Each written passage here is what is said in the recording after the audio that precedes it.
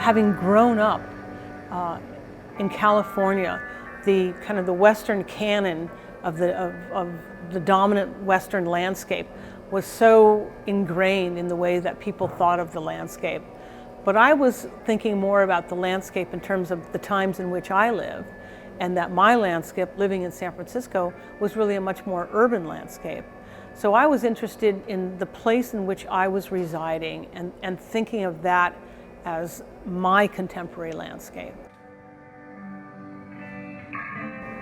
So I found myself drawn to places that were in transition.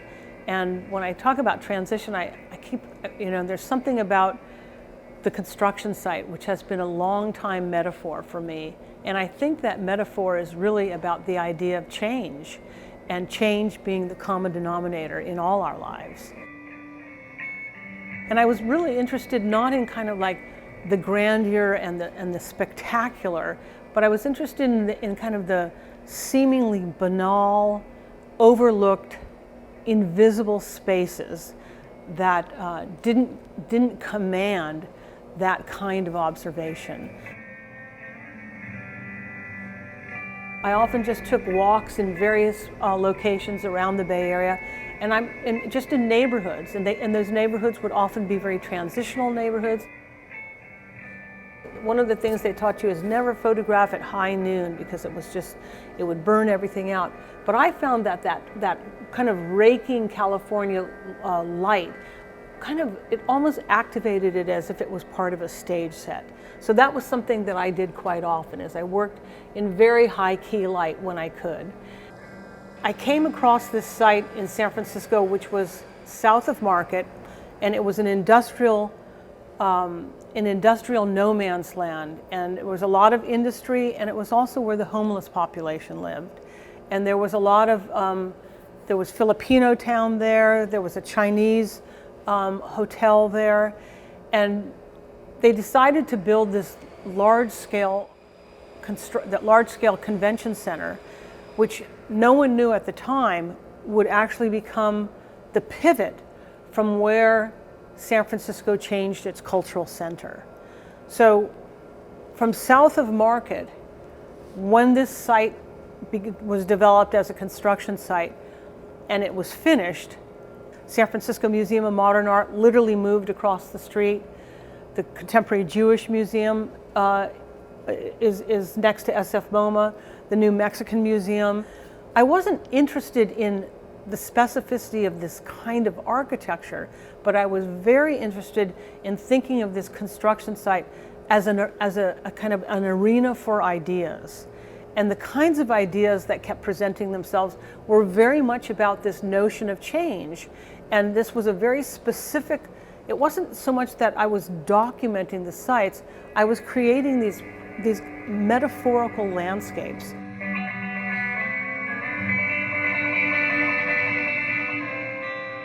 I had been out in the landscape, and I started thinking about who are we in culture?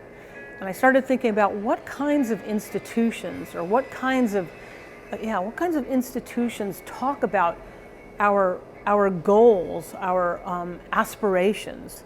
And I thought about the notion of schools, and it didn't matter to me like what era of school or what kind of school, but I started thinking about the site of a school is a container that speaks to a collective cultural consciousness.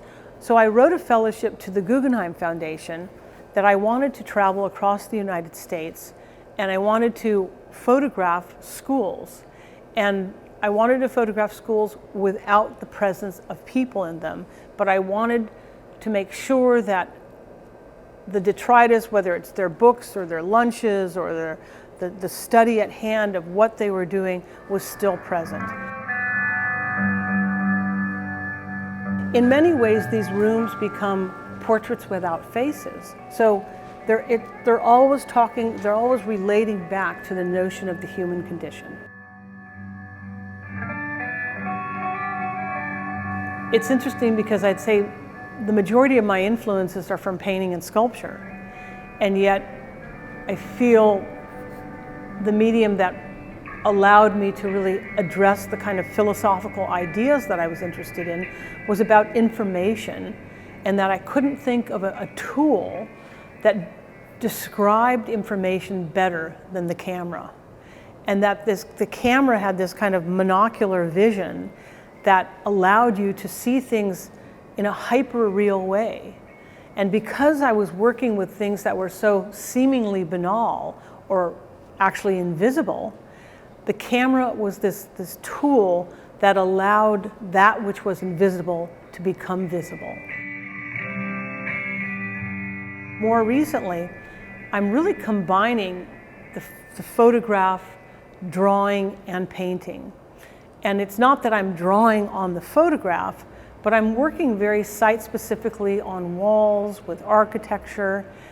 And I may be doing this series of drawings on walls and paintings on walls that is in response to architecture. But all along, I know that it's the photograph that will be the finite image that compresses all of that information.